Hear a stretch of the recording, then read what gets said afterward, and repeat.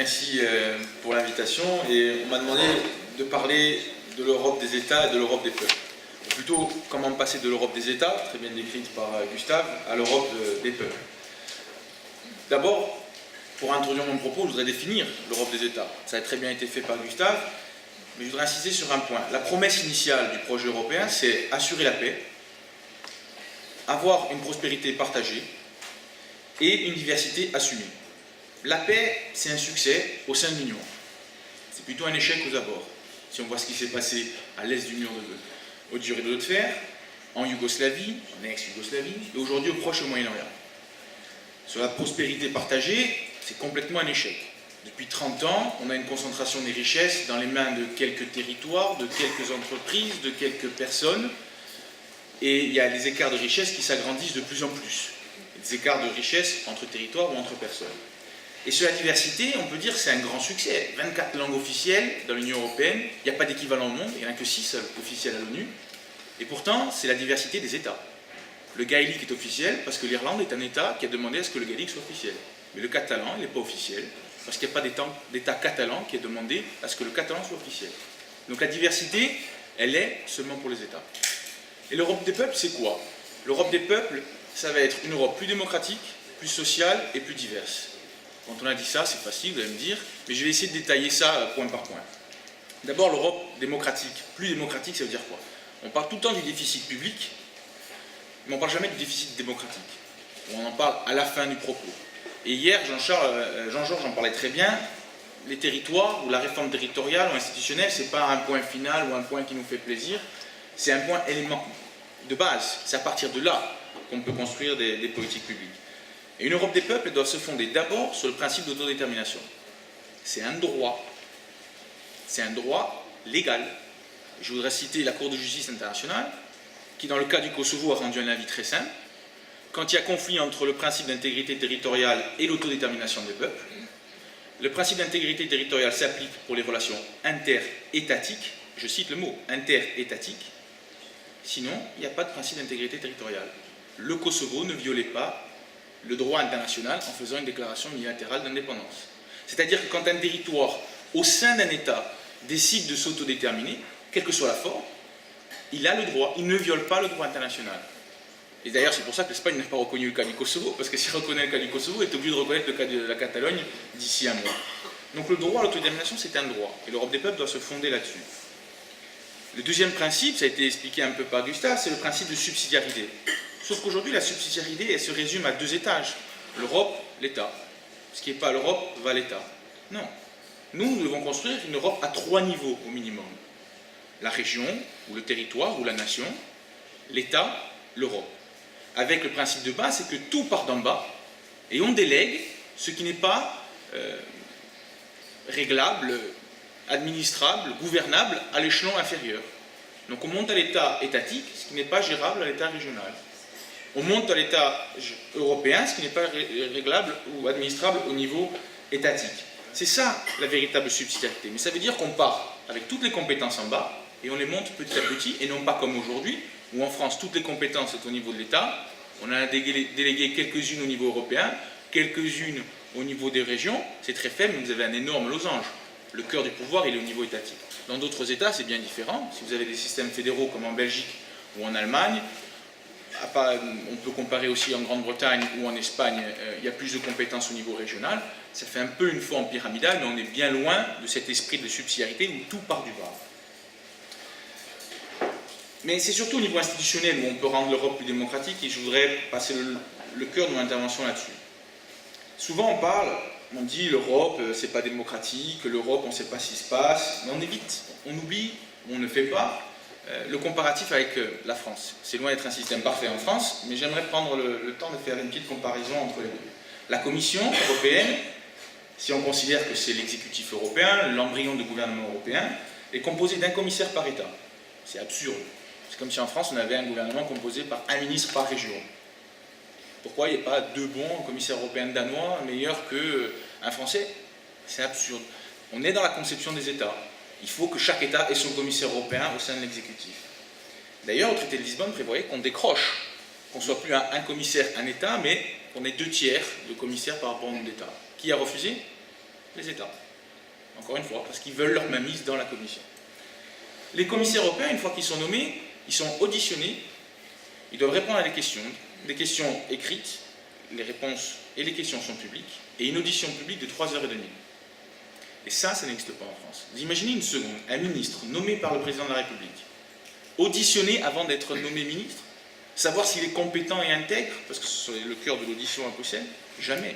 En cela, la Commission européenne est bien plus démocratique qu'un gouvernement français, parce que vous vérifiez s'il est intègre ou pas. Vous avez un moment politique, public, pour mettre la pression. Et d'ailleurs, à chaque fois, le Parlement européen a dit celui-là est inacceptable. En 2004, un commissaire européen, un candidat au poste de commissaire, avait tenu des propos homophobes. Le Parlement européen a dit on ne votera pas le collège des commissaires si ce commissaire est dans la liste. L'Italie a dû changer de commissaire. Pareil en 2009, c'est la candidate bulgare qui a dû être sortie pour des affaires de corruption. Et en 2014, c'est le cas slovène. Vous imaginez une seconde le Parlement, le Palais Bourbon en France dire moi je ne veux pas le gouvernement Édouard parce que tel ministre a des conflits d'intérêts avec un tel, ou tel ministre a des conflits d'intérêts avec un tel. Jamais de la vie. Donc de ce point de vue-là, la Commission est quand même plus démocratique qu'un gouvernement français. Néanmoins, c'est loin d'être parfait. Il y a la question du lobbying. Les liens qu'il y a et les passages qu'il y a incessants entre un commissaire qui était dans des affaires ou qui a des actions, c'est le cas aujourd'hui de Cañete, le commissaire espagnol, qui avait des actions dans le pétrole et qui devient commissaire énergie. Il va y avoir un immense conflit d'intérêts. Il a vendu ses actions à sa femme. On voit de suite là le gros problème, c'est plus lui qui est propriétaire, hein. Mais bon, ça reste dans la famille, c'est quand même important. Mais de ce point de vue-là, c'est loin d'être parfait, mais on voit que le gouvernement européen, ou l'embryon gouvernement européen, à bien des égards, est mieux contrôlé ou plus démocratiquement constitué qu'en France. Après, le Parlement européen. J'ai dit tout à l'heure, il y a 24 langues officielles. C'est unique. C'est unique dans le monde. Il n'y a que le comité des régions qui fait mieux, parce que là-bas, on a droit à la traduction en gallois, et en catalan, si je ne me trompe pas. En gallois, je suis sûr. Basque, je me trompe. Donc là-bas, bien que la langue ne soit pas officielle, la traduction existe. Le Parlement européen ne le veut toujours pas. Mais le Parlement est élu à la proportionnelle, c'est une obligation. Je rappelle que sur 28 États dans l'Union européenne, 26 ont au moins une dose de proportionnelle dans leurs élections législatives. Il n'y a que 2 pays qui ne l'ont pas, la France et la Grande-Bretagne. C'est pas un hasard, hein. C'est pas un hasard que ce soit 2 anciens empires coloniaux, 2 anciens États jacobins, un qui a un peu évolué, l'autre qui est dans le formol, qui soient restés avec le principe à l'absence totale de proportionnel. Néanmoins, les circonscriptions, dans certains pays, ça ne veut rien dire.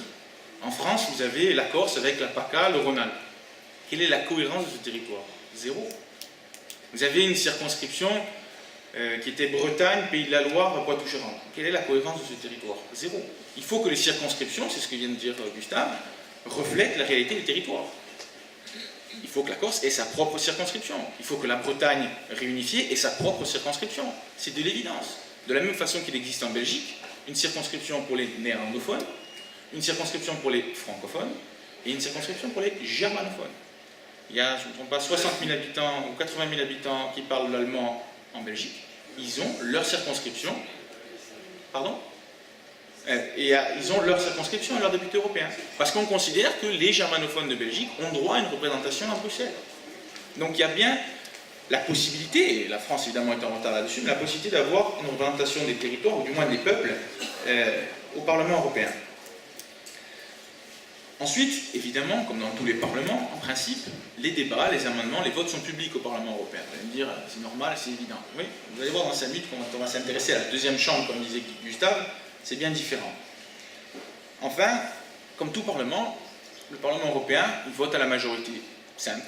Sur certains textes, à la majorité qualifiée, c'est-à-dire qu'il faut la majorité de tous les députés membres du Parlement. Ça existe un peu dans tous les parlements. Il y a des majorités spéciales pour les textes importants, ça existe dans tous les parlements. De ce point de vue-là, il n'y a pas de grande différence entre le Parlement européen et un Parlement dans un État, à différence des langues officielles.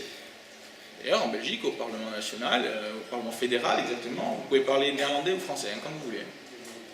En France, vous imaginez, ou en Espagne, vous imaginez, si les députés commencent à parler leur langue maternelle, le choc que ça pourrait être pour certains.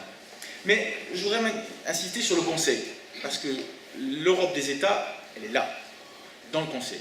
Le nerf de la guerre, il est là. Le nœud cordien, il est là. Les débats sont partiellement publics, ils ne sont pas tous publics. Les amendements, il n'y en a pas. Tous les 6 mois, il y a un État qui préside le Conseil. Et c'est lui, après les discussions, qui prépare un texte, qui modifie le texte en fonction des interventions des uns et des autres. Il n'y a pas d'amendement. Donc on ne sait pas qui pense quoi si le débat n'est pas public. Et comme il n'y a pas de trace d'amendement, on ne sait pas qui propose de changer quoi. C'est des discussions comme ça, je vais modifier, je vais changer. Et les votes ne sont pas publics. Donc on ne sait pas qui a voté quoi. Et comme un texte doit être voté par le Parlement et le Conseil, une fois qu'il est définitivement adopté, ben un député vous dit mais vous avez voté ça, moi je ne suis pas d'accord, la prochaine fois je ne voterai pas pour vous. Et vous allez voir un ministre, vous posez la question, mais vous avez voté quoi? Ben, vous ne saurez jamais. Et un député dans son pays qui doit contrôler son ministre, parce que c'est le rôle d'un parlementaire de contrôler son exécutif, ben, il ne peut pas le contrôler, parce qu'il ne sait pas ce qu'il a voté le ministre. C'est pas public. Les plus bels exemples, c'était dans les années 90, libéralisation du marché de l'énergie, 15 États à l'époque, de tête 12 ou 13 socialistes ou sociodémocrates, je mets les guillemets à l'oral, et ils libéralisent le gaz et l'énergie. Et chaque ministre qui rentrait chez lui, il disait « Moi, je n'ai pas voté pour la libéralisation, hein, je suis socialiste. » Vous faites le compte, il dit « Mais il y a un problème. Il faut une majorité. » Il y a une majorité, et là, quand on fait le compte des interventions publiques, il n'y a pas de majorité.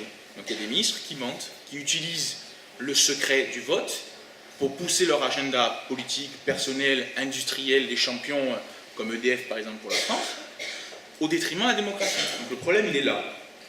Il y a aussi un énorme problème. Montesquieu doit se retourner dans sa tombe quand il voit les institutions européennes. Le Conseil est législateur avec le Parlement sur certains textes et exécutif sur d'autres domaines de compétences, notamment les affaires étrangères. Il n'y a pas de séparation des pouvoirs à Bruxelles entre le législatif et l'exécutif dans le Conseil. Et ce sont les États qui ont voulu conserver ce mélange. Donc de ce point de vue-là, ce n'est pas démocratique. Enfin, et ça a été dit par Gustave, sur le Conseil européen. Le Conseil, c'est les ministres, ils votent. Le Conseil européen, c'est les chefs d'État et de gouvernement, c'est-à-dire les supérieurs hiérarchiques directs des ministres. C'est les chefs qui se réunissent en amont. Donc, imaginez la structure. Vous avez les chefs d'État et de gouvernement qui se réunissent pour donner l'impulsion politique. Les chefs. Ils n'ont aucun pouvoir. La Commission doit proposer un texte. Elle est sous la pression des chefs d'État et de gouvernement. Donc elle va proposer un texte qui va dans le sens. Et à la fin du processus, vous avez les États qui votent, les ministres qui sont les subalternes des premiers. Vous avez mis les États au départ, vous avez mis les États à la fin. Vous avez le secret dans le Conseil des ministres au moment des votes, la pression ultime des chefs d'État et de gouvernement au départ. Vous avez une construction faite pour les États et par les États. Et le problème, il est d'abord là. On peut améliorer la Commission, on peut améliorer le Parlement, on peut tout améliorer, mais le problème, il est d'abord et avant tout là. Enfin, le dernier problème du Conseil, la démocratie, si ça se résume en une chose, c'est le fait majoritaire. Il y a un vote, il y a une majorité, il y a une opposition. On peut discuter de la majorité, simple, qualifié, renforcé, 3/5, 3/4, on peut discuter tant qu'on veut, mais c'est un fait majoritaire. Au Conseil, nombre de votes se font à l'unanimité. L'unanimité, c'est pas la démocratie. Il faut le dire, l'unanimité, c'est pas la démocratie. C'est une autre forme d'organisation, mais c'est pas le fait majoritaire. Le Conseil règle principalement ses affaires, les plus importantes en tout cas, par l'unanimité. Il est là le vrai déficit démocratique. Et c'est pour ça que quand on parle de solution pour l'Europe des peuples, d'un point de vue démocratique, c'est d'abord un fédéralisme. Ça veut dire quoi le fédéralisme? Le fédéralisme, c'est simple. Ça se résume en une phrase. Qui est responsable de quoi? Quel gouvernement? Quel parlement? Quelles compétences? C'est tout, pas plus. N'allez pas chercher plus loin. Et une fois qu'on sait les étages, région, État, Europe, on distribue les compétences. Et chaque gouvernement est responsable devant son Parlement, chaque Parlement a ses compétences législatives et fiscales, et il gère son budget en fonction de ses compétences. C'est tout, ni plus ni moins. Et après on distribue les compétences. Et vous avez le choix de distribuer. Je vais prendre deux exemples. Aux États-Unis, c'est un système fédéral, État fédéré, 2/3 des dépenses publiques, c'est l'État fédéral. Donc on a une pyramide inversée, le pouvoir il est à Washington, et les États fédérés ont peu de compétences budgétaires. Le Canada, c'est exactement l'inverse. 2/3 des dépenses, c'est dans les États fédérés, le Québec par exemple, parce qu'ils ont la compétence éducation par exemple.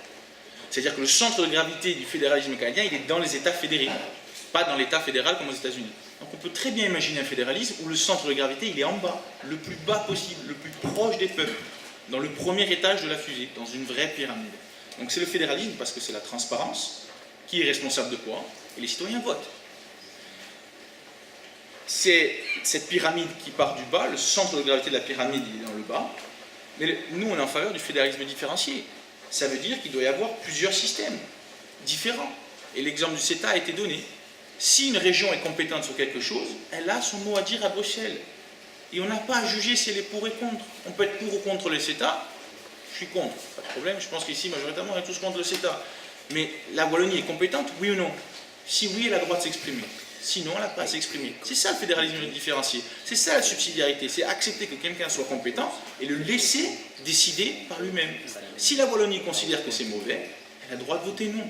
Et si la Wallonie bloque, ben ça bloque le CETA. Il ne fallait pas décider à l'unanimité sur cette question-là. Il fallait changer les règles avant. Enfin, pour démocratiser l'Europe, il faut des circonscriptions européennes, toutes européennes, qui permettent d'avoir une conscience collective en tant qu'Européens, mais aussi des circonscriptions territoriales. Chaque peuple doit avoir sa circonscription. Il faut que le vote soit public au Conseil, évidemment. Et j'insisterai jamais assez, mais il faut supprimer le Conseil européen. Un chef d'État, chef de gouvernement, n'a aucune légitimité pour gouverner ou pour discuter en Europe. Il n'est pas élu pour ça. Les ministres ont la légitimité parce que c'est marqué dans les institutions, c'est eux qui légifèrent. Les députés ont la légitimité pour. Les commissaires ont. Les chefs d'État, non. Et tant qu'il y aura 1000 journalistes à la sortie d'un Conseil européen à Bruxelles, où il y a zéro décision, zéro. C'est comme la sortie de la RF en France. Hein. À la sortie de la RF, l'Association des régions de France, il y a zéro décision. Tant qu'il y aura 1000 journalistes là, et 6 à la sortie du collège des commissaires, c'est-à-dire le Conseil des ministres, comme en France, à la sortie de Matignon, il y aura un vrai problème. Parce que celui qui décide à Bruxelles, ou du moins qui propose, c'est la Commission, c'est pas le Conseil européen. Donc tant que mentalement on s'intéresse plus au Conseil européen qu'à la Commission, il y a un problème. Sur les deux autres parties, sociale et diversité, je serai plus court parce que j'ai voulu concentrer mon propos sur le déficit démocratique. Sur une Europe plus sociale, tout d'abord, jamais oublier et toujours répéter, la compétence sociale, elle est dans les États. Les États ont refusé de transférer la compétence sociale. Donc quand on dit l'Europe n'est pas sociale, ben c'est normal, l'Europe n'est pas compétente. Les États ont refusé qu'elle soit compétente quand ils ont écrit les traités. Donc il est normal que l'Europe n'ait pas de politique sociale. Cependant, il y a quand même quelques éléments. Le Fonds social européen, je vais revenir, il y a le congé maternité, je vais revenir dessus, et la directive des travailleurs, dont on parle beaucoup actuellement. Sur le FSE, c'est un Fonds social européen qui permet d'aider les chômeurs, notamment les chômeurs de longue durée, les étudiants, enfin les jeunes qui n'ont pas encore d'emploi. Et un exemple tout simple, quand on a discuté des fonds européens 2014-2020, le Parlement s'est battu pour que dans tous les fonds structurels, au moins 25% soient dédiés au social. Qui s'est battu pour que ce taux diminue le plus bas possible? Les États. Ils voulaient 20%. Le compromis à la fin, c'était 23 et quelques. Mais encore une fois, ce sont les États qui ont diminué la part de fonds social. Pourquoi? Parce qu'un fonds social, quand vous aidez un chômeur, ça ne fait pas la une des journaux. Par contre, quand vous faites 1 kilomètre d'autoroute, vous coupez un ruban le jour où vous lancez le projet, vous coupez un ruban le jour où vous mettez la première pierre, et vous coupez un ruban le jour où il y a la première voiture qui roule. Ça fait 3 et 1 de journaux. C'est comme ça qu'ils pensent, les États. Ils veulent avoir leur visibilité, pas celle européenne. Sur la question du congé maternité, c'est pareil. En France, le congé maternité, c'est 16 semaines, plus 2 semaines, et encore 2 semaines qu'un médecin peut donner si la grossesse est difficile, s'il y a des complications. Ça fait 20 semaines au maximum. Le Parlement européen voulait 20 semaines pour toutes les femmes d'Europe. Pour toutes les femmes d'Europe. Hein. Il y a des pays qui ont pas 16 semaines. En Belgique, c'est 15 par exemple. Qui s'est opposé à ce que ce soit 20 semaines? Les États. Les débats ne sont pas publics, les amendements ne sont pas publics, les votes ne sont pas publics. Donc on ne sait pas qui s'est opposé à ces 20 semaines de congés payés. On aurait pu avoir une Europe plus sociale sur le droit des femmes. Là, concrètement, ce sont les États qui se sont opposés. Troisième exemple, les travailleurs détachés. On n'en parlera jamais assez. Mais l'idée, elle est géniale. C'est-à-dire, si en France, on veut lancer en Alsace, par exemple, on veut lancer un projet et aucune entreprise alsacienne ou française n'est capable de le faire, une entreprise allemande, avec des travailleurs allemands, peut venir en Alsace quelques jours, faire les travaux et repartir. C'est ça l'idée de base. Sauf qu'on s'est rendu compte que vu que les normes sociales n'étaient pas les mêmes, puisqu'on n'a pas harmonisé au niveau européen, il va y avoir une compétition. Donc on a dit, il faut que le travailleur qui vient en Alsace soit payé au minimum comme les autres Alsaciens sont payés. Sauf qu'on se retrouve à une situation aujourd'hui absurde. J'ai dit salaire minimum. Mais si dans une branche le salaire minimum il n'est pas à 10 € brut, mais à 20 € brut, bien, un travailleur détaché qui vient en France, c'est salaire minimum français, 10 € brut, pas 20 € comme la branche le dit, si les accords de branche résistent à la loi travail. Ça c'est un autre débat. Donc le travailleur détaché, s'il n'y a pas de ce règlement, il n'est même pas à 10 € brut français, il est à son SMIC dans son pays. En Pologne, le SMIC, c'est 2,50 € de l'heure. Donc dire qu'il faut supprimer la directive des travailleurs détachés, c'est une absurdité. Ça veut dire que le Polonais pourrait être payé 2,50 € de l'heure en France. Aujourd'hui, c'est 10. Mais s'il y a un accord de branche qui dit 20, la directive devrait être modifiée pour dire ben, c'est soit la loi, soit l'accord de branche, soit l'accord d'entreprise. Et là, il y a la possibilité de modifier la loi, la directive européenne. Donc c'est une volonté, et on verra si le Conseil sera plus progressif sur cette question-là. On ne peut pas parler de social sans parler de fiscalité. Et là encore, la fiscalité, c'est l'unanimité. Qui a refusé de transférer la compétence fiscale? Ça devient la ligne rouge, ça devient le fil rouge. Hein. Les États. Ils refusent qu'on harmonise la fiscalité au niveau européen. Et pourtant, certaines fiscalités ne peuvent se faire qu'au niveau européen. Vous ne taxerez pas les transactions financières qu'en France ou qu'en Allemagne ou qu'au Luxembourg. Vous le ferez que si on le fait tous ensemble. De la même façon, d'autres fiscalités sur le bénéfice des entreprises, les grosses entreprises, pas les petites, les grosses entreprises, leur jeu c'est d'aller dans le pays qui taxe le moins. Donc ils vont en Irlande parce qu'en Irlande le taux facial est bas, après ils vont mettre leurs bénéfices aux Pays-Bas parce que là-bas on ne taxe rien, on va faire un petit tour au Luxembourg pour la TVA parce que c'est là-bas qu'elle est la plus faible, et au final, globalement les Européens ont moins de recettes fiscales. Donc, moins de possibilités de financer la sécurité sociale ou les investissements. Si vous avez une harmonisation européenne, globalement les Européens ne sont pas perdants. Après il y a la question de la péréquation d'un territoire à l'autre, c'est autre chose. Mais il n'y a pas de perte globale s'il y a une harmonisation. Ce sont les États qui s'y opposent. Alors les solutions sont très simples. D'abord, il faut un vrai budget européen qui permette d'assurer la solidarité entre les peuples et entre les territoires. Aujourd'hui, le budget européen, tout le monde pense qu'il est énorme, c'est 1% de la richesse européenne, 1% du PIB européen. À titre de comparaison, et on a vu le chiffre hier, la France, le budget de l'État français, pas la Sécu, l'État, c'est 17% du PIB français. Le budget français, en volume, est 2 fois plus gros que le budget européen. Pour 65 millions d'habitants, il y a 2 fois plus d'argent à Paris qu'à Bruxelles pour 500 millions d'habitants. Donc au final, le budget européen, il est petit. Il est tout petit. Et même en Allemagne, où c'est un État fédéré, où le pouvoir fiscal est aussi donné aux Länder, le poids du budget fédéral, c'est 13% du PIB allemand. Donc le budget européen est rikiki. On ne peut pas faire de politique sociale si on a ce petit budget-là. Il faut un passage à la majorité qualifiée sur les questions sociales et fiscales, parce qu'on ne pourra pas harmoniser vers le haut les normes sociales et fiscales sans majorité qualifiée, sinon il y a toujours un État qui s'opposera. Sur la directive de l'épargne, le Luxembourg et l'Autriche, ça fait 20 ans qu'ils mettent leur veto à une harmonisation de la fiscalité sur l'épargne. L'Autriche est en train de bouger, il reste le Luxembourg. Un pays de 500 000 habitants peut bloquer 500 millions d'habitants sur la fiscalité de l'épargne parce qu'il est le seul bénéficiaire de ce système. C'est pas démocratique, ça. On peut discuter de comment on harmonise pour ne pas punir un pays, pour ne pas sanctionner une économie, mais on ne peut pas seul bloquer quelque chose. Il faut aussi mettre en place le salaire minimum européen. On peut très bien dire 60% du salaire médian, c'est un SMIC. Il y a des pays qui n'ont pas encore de SMIC aujourd'hui, en Europe. On peut mettre en place un socle de chômage européen. On peut très bien dire tout Européen qui a travaillé en Europe a droit à 50% de son brut pendant 12 mois. Ça, l'Europe l'assure. Après, si un pays veut être plus protecteur, lui donner 18 mois, 24 mois, 30 mois, c'est son droit. Et s'il veut passer à 70%, 80%, 90%, c'est son droit. Mais l'Europe assure que pendant 12 mois, vous avez 50% de votre brut.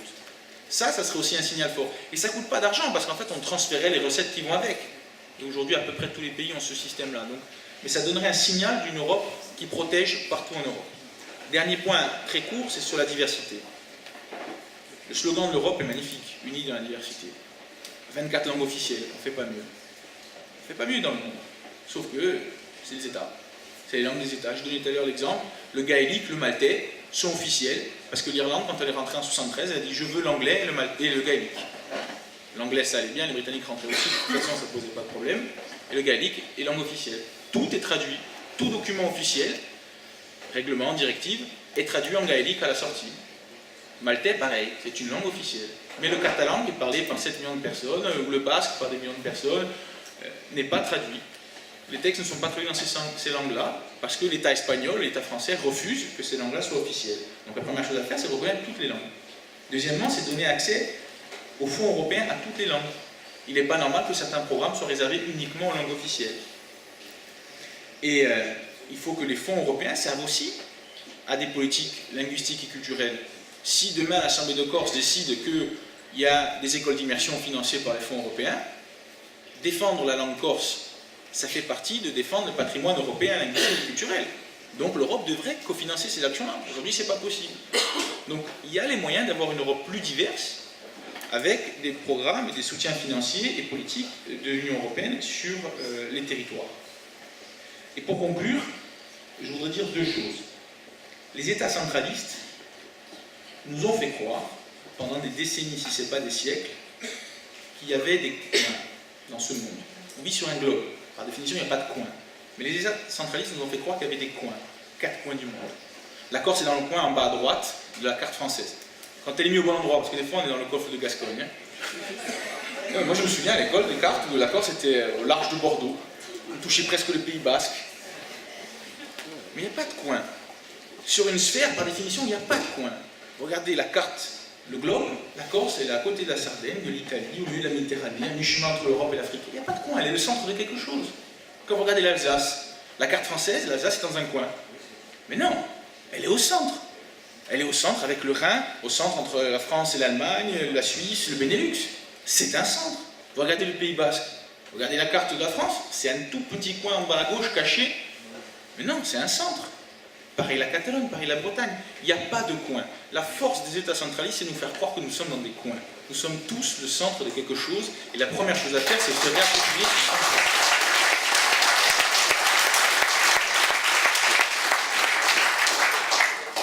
Et c'est pour ça que l'Europe des États, elle a failli dans son triptyque paix, prospérité, diversité. Et que nous devons créer une autre Europe. Mais le statu quo, il est morbide. Il est morbide le statu quo, on ne peut pas rester dans celui-là. Mais le retour en arrière, ça serait mortel pour nous, les nations sans État. Parce que la libre circulation des personnes, pour certains, on imagine de suite le plombier polonais, les mythes, etc. Pour un Basque, c'est simplement pouvoir aller au Pays Basque sans être contrôlé par un flic français et un flic espagnol. Pour un Catalan, c'est pouvoir aller chez lui de Perpignan à Barcelone sans être contrôlé 2 fois par un flic français et un flic espagnol. C'est ça la libre circulation des peuples. C'est retrouver son espace naturel, effacer ces frontières d'État qui nous nient. Donc le retour en arrière, il serait mortel. Donc il existe une autre Europe, plus démocratique, plus sociale, plus diverse, c'est à nous de la construire, c'est à nous de l'imaginer, c'est à nous de la créer. C'est pour ça que moi je l'appelle l'Europe des peuples. Merci.